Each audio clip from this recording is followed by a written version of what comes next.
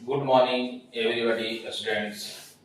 आज current affair में एक नया टॉपिक पर डिस्कस करते हैं और वह नया टॉपिक है जो वर्ल्ड इकोनॉमी फोरम, जिसको हिंदी में कहते हैं विश्व आर्थिक मंच। वर्ल्ड इकोनॉमी फोरम का यह 56वां समिट चल रहा है। अभी समिट चल ही रहा है। इसका डेट देखिए, मैंने यहाँ नोट करके रखे हैं 19 से लेकर के 23 जनवरी 2026 तक। 19 से लेकर के 23 जनवरी 2026 तक। और यह वर्ल्ड इकोनॉमिक फोरम से कोई भी आप एग्जाम देने जाइएगा तो एग्जाम में आपसे क्वेश्चन पूछेगा कि इसका सम्मेलन कहाँ होता है। और यह बहुत एग्जाम में पूछा जाता है सम्मेलन, ऑब्जेक्टिव पेपर में। यदि आप मान लें कि यूपीएससी या सिविल का कोई मेंस वगैरह पेपर दे रहे हैं तो उसमें भारत का रोल देखिए पूछा जाएगा कि वर्ल्ड इकोनॉमिक फोरम में भारत की क्या भूमिका है। तो मैंने अलग से टॉपिक लिखे हैं भारत की भूमिका, उसको भी हम लोग देखेंगे। तो यह वर्ल्ड इकोनॉमिक फोरम किसके द्वारा बनाया गया, कब बनाया गया, वर्ल्ड इकोनॉमिक फोरम जो है यह क्या काम करता है पूरे वर्ल्ड में, और इसके सामने क्या क्या चैलेंजेस है, क्या क्या चुनौतियां हैं, उन सभी पॉइंट को हम लोग एक एक करके डिस्कस करेंगे और देखेंगे। तो सबसे पहले इसका जो नाम था वह यूरोपियन मैनेजमेंट फोरम था। यह जब बनाया गया था 1971 में, फरवरी 1971 में जब यह बनेगा तो इसका नाम जो था यूरोपियन मैनेजमेंट फोरम था। लेकिन फिर इसका नाम बदल के कर दिया गया 1987 में वर्ल्ड इकोनॉमिक फोरम। और वर्ल्ड इकोनॉमिक फोरम जो है इससे संबंध में हम लोग देखते हैं। तो world economic forum, world economic forum, और यह बहुत ही इंपॉर्टेंट टॉपिक है। आपको ऑब्जेक्टिव पेपर में जरूर एग्जाम में पूछा जाता है। गठन या स्थापना कब हुआ है, तो फरवरी 1971 में हुआ है। इसका मुख्यालय कहाँ है, हेडक्वार्टर कहाँ है, तो जेनेवा स्विट्जरलैंड में इसका हेडक्वार्टर है। और स्विट्जरलैंड में ही एक जगह है दावोस, जहां इसका प्रतिवर्ष सम्मेलन आयोजित किया जाता है। आप जब भी आपसे एग्जाम में पूछेगा तो ये सम्मेलन कहाँ होता है, तो दावोस में, याद रखना है।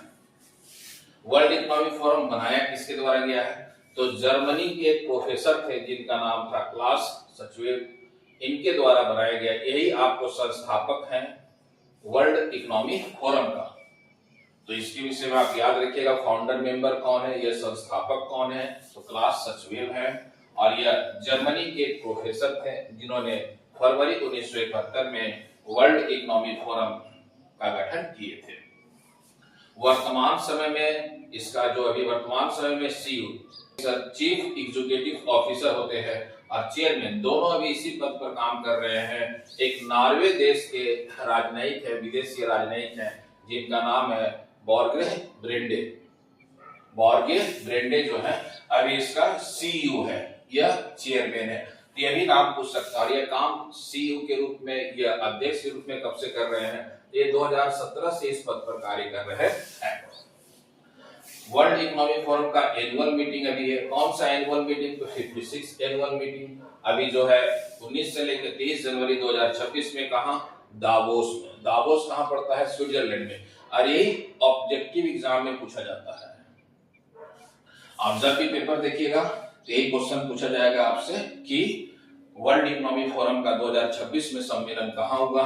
उसमें 4 शहर का नाम दे देगा, जेनेवा, दावोस, बर्न, एक और भी दे देगा कोई। तो आपको बताना पड़ेगा आंसर वहां पर ही दावोस में। कौन सा सम्मेलन, 56वां सम्मेलन।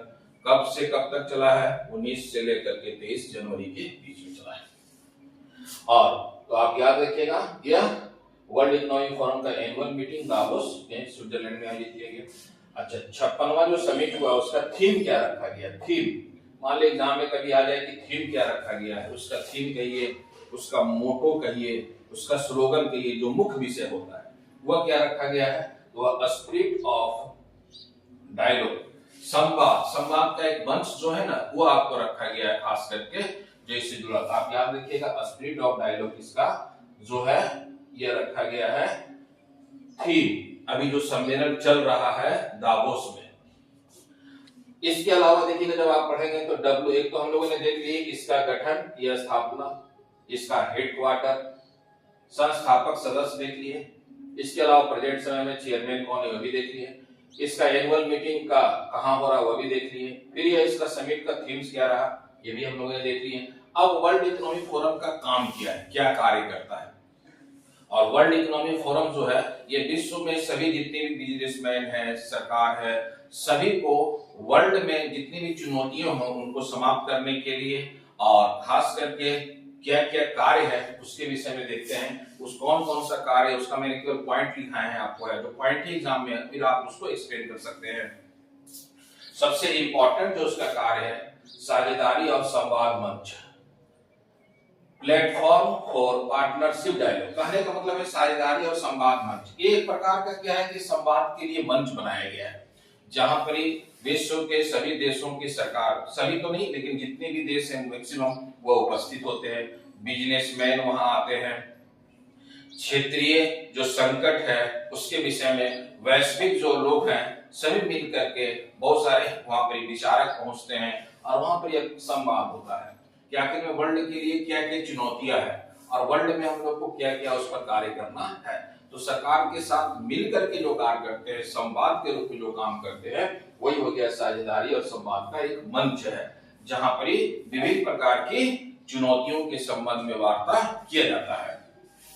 जैसे देखिएगा कि आज के डेट में WEF में AI का मुद्दा उठा था, तो AI को बोला गया कि यदि AI का प्रयोग हम लोग चिकित्सा के क्षेत्र में करते हैं, मेडिकल के क्षेत्र में करते हैं, तो जो काम हमारा 25 वर्ष में होना है वो हम लोग 5 वर्ष में कर सकते हैं। इसका मतलब क्या है, बहुत सारे सहूलियत के संबंध में बताया गया। लेकिन इसमें इस मुद्दा को भी उठाया जाता है जैसे वर्ल्ड के लिए चैलेंज क्या है, वर्ल्ड के लिए क्या है, क्लाइमेट चेंज, जलवायु परिवर्तन, ये बहुत बड़ा समस्या बना हुआ है और ये जलवायु परिवर्तन को नियंत्रित करना भी इनसे मुद्दों पर वहां पे बैठ करके वार्ता करना और उसको किस प्रकार समाप्त किया जाए। दूसरा वैश्विक एजेंडा निर्धारण करना, वही वैश्विक एजेंडा निर्धारण करेंगे कि हम लोग के सामने क्या क्या चैलेंजेस है। तो मैंने चैलेंजेस क्या बताया, एक तो चैलेंजेस है क्लाइमेट चेंज के संदर्भ में, उसके अलावा AI का यदि हम लोग सकारात्मक प्रयोग करते हैं तो बहुत ही अच्छा है और यदि हम लोग AI का नकारात्मक प्रयोग करते हैं, नकारात्मक प्रयोग करेंगे तो बहुत ही वर्ल्ड के लिए नुकसानदेह होगा, वर्ल्ड के लिए क्या होगा, हानिकारक होगा। इसीलिए यहाँ पे हम लोग एजेंडा एक फिक्स करते हैं, निर्धारण करते हैं जिसको शेपिंग ग्लोबल एजेंडा कहा गया है।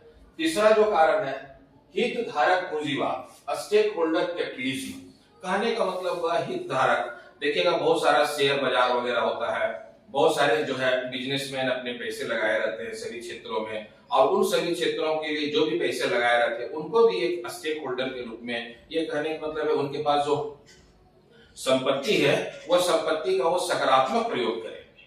सकारात्मक प्रयोग करने का मतलब है कि बहुत सारे वर्ल्ड में ऐसे लोग भी हैं जो बिजनेसमैन है, जो वर्ल्ड का रिचेस्ट मैन है, वो लोग क्या करते हैं कि बहुत सारे पैसा का दान करते हैं। तो हितधारक के रूप में काम, कैपिटलिस्ट है तो आप हितधारक के रूप में काम करेंगे। आपके पास पूंजी है तो पूंजी है तो आप कोई कारखाना बना रहे हैं, तो इंडस्ट्री बना रहे हैं, तो वहां पे लोगों को क्या होगा, रोजगार दिया जाएगा, रोजगार मिलेगा। और ये जो डिस्ट्रीब्यूशन है इंडस्ट्री का, इसको समान रूप से करने की बात की गई। जैसे देखिएगा अफ्रीका महाद्वीप में सबसे ज्यादा संसाधन है लेकिन उस अफ्रीका महाद्वीप को अभी तक डेवलपमेंट ही नहीं किया गया है। क्यों? क्योंकि वहां की सरकार जो है इस प्रकार का कार्य नहीं कर रही है।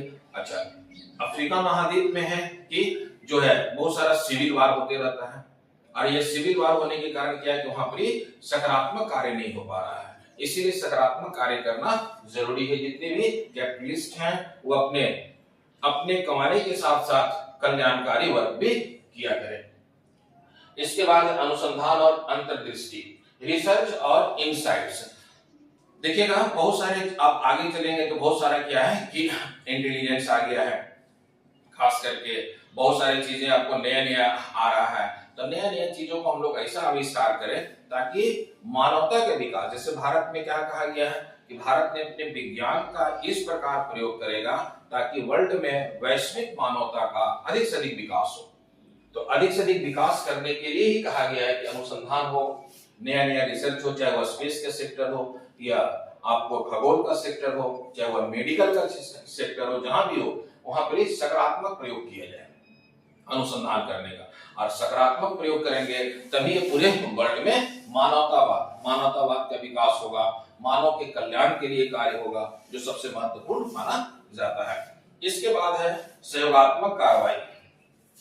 सहयोगात्मक कार्रवाई कहने का मतलब है कि वर्ल्ड में जितनी भी सरकारें हैं, जितने भी संगठन हैं, गैर सरकारी संगठन हैं, सभी को मिल करके सहयोगात्मक कार्य करना चाहिए, ताकि जहां पर गरीबी है, जहां पर संसाधन का सही विकास नहीं हो पाया है, वहां भी संसाधन का सही से विकास हो। सहयोग के रूप में कार्य करना, और सहयोग के रूप में कार्य करेंगे। जैसे G7 के कंट्री है, G7 के देश हैं, तो उनके पास क्या हुआ, इंडस्ट्रियल कंट्री के नाम से प्रसिद्ध है, वह विकसित डेवलप्ड नेशन के नाम से प्रसिद्ध है।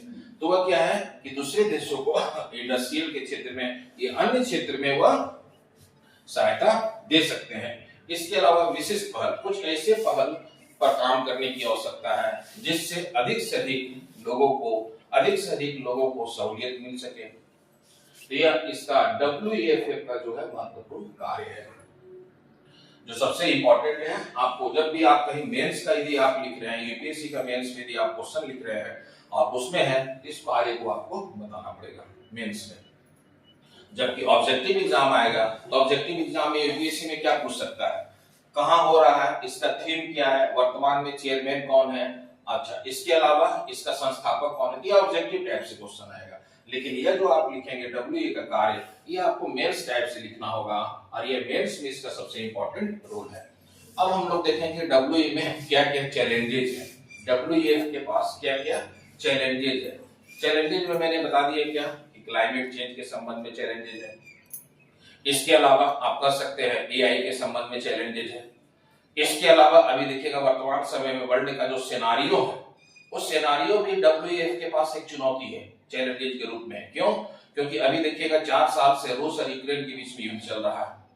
वह क्या है, एक प्रकार का चैलेंजेस है। युद्ध का मतलब क्या है, मानवता का विनाश होना, और मानवता का विनाश का मतलब यही कहा जा सकता है कि वहां पर जो भी संसाधन है, जो नागरिकों के कल्याण के लिए कार्य होना चाहिए, वह बल्कि युद्ध में किया जा रहा है।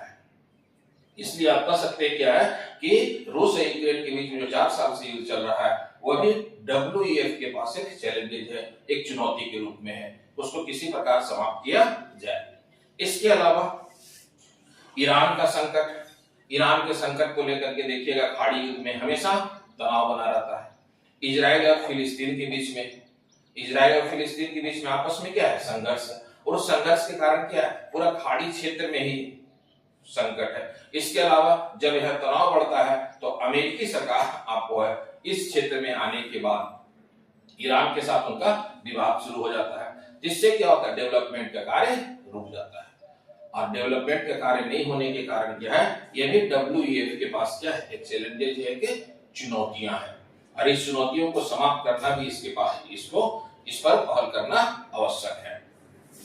इसके अलावा भारत की तरफ से ये WEF में काफी सकारात्मक बातें कहा गया है, क्योंकि भारत का जो GDP विकास है, जो भारत का जो विकास दर चल रहा है, उसके संदर्भ में वहां के जो चेयरमैन है, WEF के चेयरमैन ने भी इस बातों को इंडिकेशन दिए हैं कि भारत का जिस रफ्तार से विकास चल रहा है, वह भविष्य में हो सकता है कि भारत वर्ल्ड इकोनॉमी का 20% हिस्सेदारी लेगा। मैं यहाँ आपको नोट भी किया, भारत के कुल अर्थव्यवस्था का 20% CU के अनुसार हिस्सेदारी कर सकता है। भारत के मंत्री जो थे अश्विनी वैष्णव ने WEF में भारत का पक्ष रखते हुए बताया कि अगले 5 वर्षों तक भारत लगभग में 7 से 8% का विकास दर बनाए रखेगा। इसका अर्थ यही है कि भारत धीरे धीरे क्या है, अपना ग्रो कर रहा है, और भारत की जो इकोनॉमी है अभी चौथी अवस्था में, पूरे वर्ल्ड का क्या है, 4th पोजीशन पर हम लोग हैं। तो धीरे धीरे इकोनॉमी जब बढ़ेगा तो 4th से 3 पोजीशन पर भी इंडिया आएगा। इसके अलावा IMF ने इसी में एक रिपोर्ट जारी करके बताया, भारत के संदर्भ में बताया गया है कि भारत का जो है जो वित्तीय वर्ष चल रहा है 2025-26 में 0.9% उसमें बढ़ोतरी किया है। जितना बताया था अभी वर्तमान समय में बोल रहा है कि भारत का जो GDP विकास होगा वो 7.3% विकास होगा, 0.9 की बढ़ोतरी किया है। इसके अर्थ में यह कह सकते हैं कि यह भारत के लिए यह मंच जो है WEF एक सकारात्मक पहल की ओर ले जा रहा है, और भारत सरकार भी उसी सकारात्मक की तरफ कार्य कर रहे हैं। इसके अलावा यदि भारत और अमेरिका के बीच में किसी प्रकार का यदि सकारात्मक ट्रेड डील हो जाता है तो यह भी भारत के लिए बहुत ही अच्छा होगा, क्योंकि अमेरिका और भारत का ट्रेड डील होने के बाद एक सकारात्मक कार्य किया जा सकता है। तो इसमें भी मैंने यहाँ पॉइंट आपको नोट कर दिए हैं, ट्रेड एग्रीमेंट। तो ये है आपका WEF, और WEF आपका ऑब्जेक्टिव के लिए भी इंपॉर्टेंट है और सब्जेक्टिव पेपर के लिए भी इंपॉर्टेंट है, और अभी इसका सम्मेलन चल रहा है। अब जो भी एग्जाम आएगा, जैसे मार्च में एग्जाम होने वाला GD का, तो करंट अफेयर में पूछ देगा WEF का सम्मेलन कहाँ होगा। चाहे आगे जो भी पेपर आएगा उसमें क्वेश्चन पूछा जाएगा। अभी एग्जाम होना है, सिविल का एग्जाम होगा मई में, तो वहां भी क्वेश्चन ये पूछ सकता है थीम वगैरह से, तो आप इसे याद रखेंगे। जो सबसे महत्वपूर्ण पॉइंट WEF है, इसके विषय में एक पॉइंट और भी मैं बता देता हूं कि जब इसका गठन किया गया था तो पहले इसका जो नाम था यूरोपियन मैनेजमेंट फोरम था, यूरोपियन मैनेजमेंट फोरम, जिसको कह सकते हैं यूरोपियन प्रबंधन मंच। अब इसका जो है 1987 में इसका नाम बदल के कर दिया गया था वर्ल्ड इकोनॉमिक फोरम, जिसको हिंदी में कहते हैं विश्व आर्थिक मंच। तो ये पहले इसका नाम है यूरोपियन मैनेजमेंट फोरम, वर्तमान में इसका नाम हो गया है वर्ल्ड इकोनॉमिक फोरम। कब हुआ है? 1987 में हुआ है। तो यह इंपॉर्टेंट टॉपिक है, करंट अफेयर में भी चल रहा है, जो आप इसे देख सकते हैं। और कुछ इंपॉर्टेंट पॉइंट आपको लगे तो उसे आप कॉपी पर नोट भी कर सकते हैं। All the best. जय हिंद, जय भारत।